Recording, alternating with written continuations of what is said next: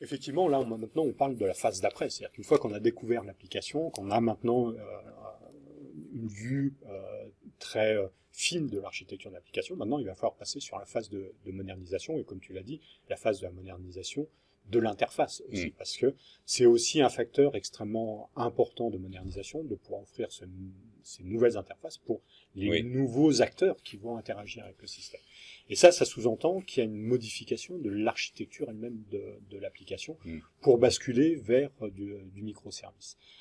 Donc, c'est-à-dire grosse phase de refactoring, reconnaissance du code, refactoring. Là, l'intelligence artificielle a toute sa place pour pouvoir rendre de façon très efficace les règles nécessaires à ce refactoring. Mais on va aussi le lier à des outils qui vont être en capacité de générer ces web services et de générer aussi les applications qui vont appeler ces web services. Donc c'est dans ce cadre-là, tu le mentionnais tout à l'heure, c'est dans ce cadre-là qu'on va pouvoir réadresser des IA différentes, cette fois-ci en termes de génération de code, mais sur d'autres types d'applications que sont les interfaces web.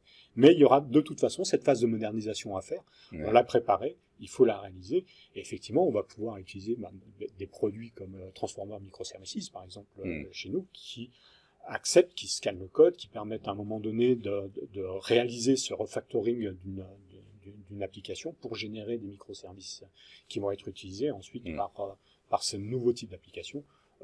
On pourra faire appel à de l'IA pour générer soit tout, soit en partie, en tout cas le squelette applicatif pour générer très rapidement. Il y a aussi le code réellement utilisé, ça c'est quand même distinguer le code réellement utilisé de celui qui est mort. Tout à fait.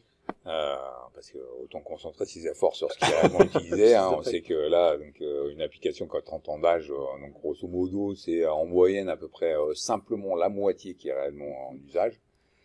Voilà, et donc ça c'est important de faire ce travail-là. Donc le code redondant, parce que il y a beaucoup dans les vieilles habitudes, donc il y a eu énormément de copier-coller, bien sûr, qui font qu'en fait on se retrouve avec des volumes de code qui n'ont pas lieu d'être. Tout à fait. Donc ça fait beaucoup de sujets sur lesquels donc on voit très bien que l'IA là va vraiment largement contribuer à restructurer son système d'information tout en prenant le moins de risques possible quand même. Tout à fait. Faut quand même garder ça en tête. Là, on est en phase d'application critique. Donc les modifier comme ça, il y a forcément une appréhension qui est extrêmement élevée. Donc les garde-fous, là, on en a déjà parlé. Donc entre autres sur la vulnérabilité du code sont importants. Mais donc dans notre outillage, on a aussi donc toute la partie test. Et notamment le test de non-régression. Voilà, effectivement, le test de non-régression, ça va être primordial pour ce type de projet. Parce que globalement, on ne fait pas de modification. Quand on parle de modernisation, on n'ajoute pas potentiellement de nouvelles fonctionnalités. On essaye d'être dans un périmètre ISO en sortie. Donc là, le test de non-régression a toute sa valeur.